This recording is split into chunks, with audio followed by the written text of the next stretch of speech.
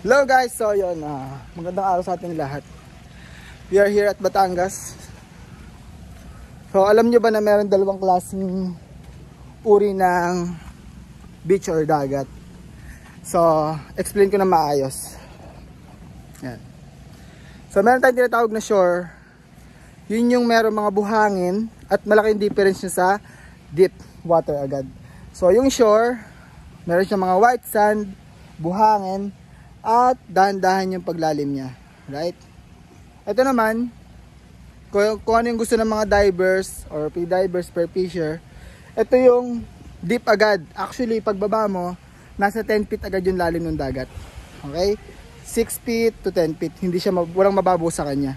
So ito naman, ang pinakaiba ito, pagka-dive mo, there's a lot of corals, fish, talaga makita yung mga fish, kaya marami nag-spear fishing sa ganitong klase ng dagat. Ano siya, bungad pa lang siya pero malalim na siya. So yan, that's the difference ng shore and deep salt water. Sa inyo gusto?